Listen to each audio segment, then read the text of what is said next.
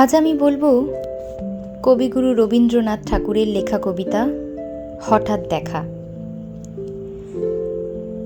রেলগাড়ির কামরায় হঠাৎ দেখা, ভাবিনি সম্ভব হবে কোনো দিন।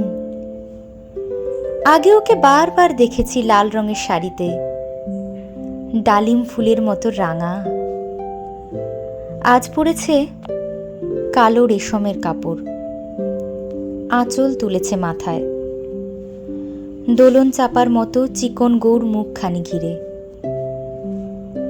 মনে হলো কালো রঙে একটা গভীর দূরত্ব ঘনিয়ে নিয়েছে নিজের চারিদিকে, যে দূরত্ব সর্ষে ক্ষেতের শেষ সীমানায় শাল বলের নীলাঞ্জনে। থমকে গেল আমার সমস্ত মনটা। চেনা লোককে দেখলাম অচেনার গাম্ভীর্যে। হঠাৎ খবরের কাগজ ফেলে দিয়ে আমাকে করলে নমস্কার। সমাজবিধির পথ গেল খুলে। আলাপ করলেম শুরু। কেমন আছো, কেমন চলছে সংসার, ইত্যাদি। সে রইল জানলার বাইরের দিকে চেয়ে, যেন কাছের দিনের ছোঁয়াচ পার হওয়া চাহনিতে। দিলে অত্যন্ত ছোট দুটো একটা জবাব, কোনোটা বা দিলেই না। বুঝিয়ে দিলে হাতের অস্থিরতায়। কেন এসব কথা? এর চেয়ে অনেক ভালো চুপ করে থাকা। আমি ছিলাম অন্য বেঞ্চিতে ওর সাথীদের সঙ্গে। এক সময় আঙুল নেড়ে জানালে কাছে আসতে। মনে হলো কম সাহস নয়।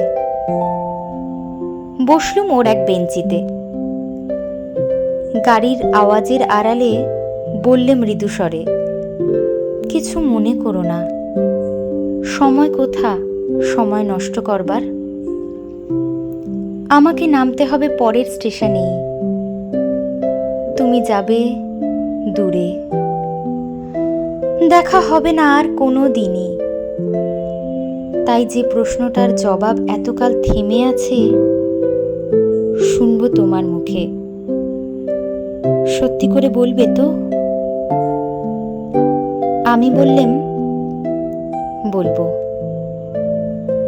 বাইরের আকাশের দিকে তাকিয়েই শুধোলো,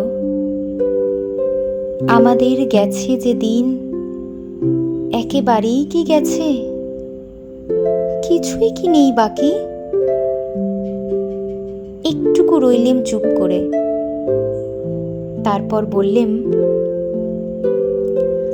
রাতের সব তারাই আছে দিনের আলোর গভীরে। খটকা লাগলো। কি জানি বানিয়ে বললেম নাকি। ও বললে, থাক, এখন যাও ওদিকে। সবাই নেমে গেল পরের স্টেশনে।